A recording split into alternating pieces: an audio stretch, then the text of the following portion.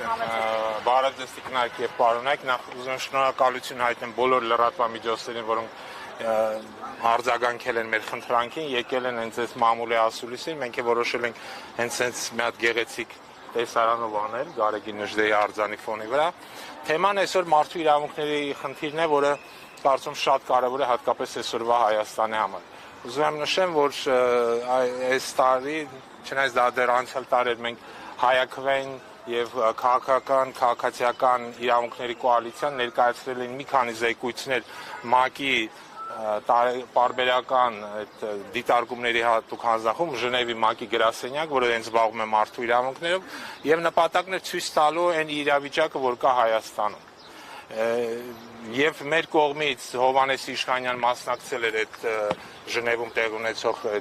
քննարկումներին այս տարվա մայիսի սկզբին։ Հովհաննես ավելի մանրամասը ձեզ կներկայացնի եւ իմ ընկերները, գոլեգաները, որոնք այսօր ներկա են Հովհաննեսից բացի Մարնենա Մալխասյան, Հովհաննեսը Խուդոյան եւ իրենք կներկայացնեն այս ավելի մանրամասը թեմատիկան։ Ուզում եմ հատուկ շեշտեմ, որ խնդիրը մինչեւ այդ ինչի մասին է, նայեք, մարդու իրավունքների թեմատիկան իսկապես շատ կարեւոր է թե Հայաստանի համար եւ բայց 2018 թվականից հետո տեղ ունեցել մի գործընթաց, երբ այն կազմակերպությունները, ՀԿ-ները, որոնք զբաղվում են այս թեմատիկայով, իրանք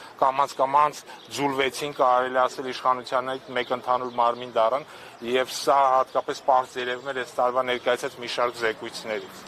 Եվ դրա համար Հայաստանում հենց մարդու իրավունքների զբաղվող հասարակական նոր, ասենք ասեմ, կազմակերպությունների հայտ գալը բնական երևույթ էր, եւ սա կարելի ասել առաջին անգամ մարդու իրավունքների գրասենյակ ներկայացրեց մի շարք զեկույցներ, որոնցից ասենք թե մեկը հենց հայաքվեին էր ներկայացնել էր հայաքվեն, որի մեջ խոսքը գնում էր, հիշում եք, 2023 թվականի ընթացքում տեղի ունեցող հայաքվեի կազմակերպած ստորագրահավաքը,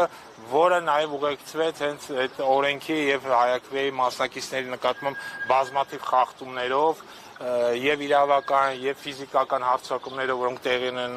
այն գրասենյակներն կամ այն կետերի վրա, որտեղ ստորագրահավաքերան եւ այլն։ Այս ամենը որպես ընդհանուր փաստաթուղթ մենք փորձել ենք կազմել եւ ներկայացնել ՄԱԿ-ի գրասենյակ եւ այս ինչպես նշեցի, արդեն տեղ ունեցել դրա քննարկումը, սա 5 տարին մեկ տեղ ունեցած պարբերական դիտարկումներ են,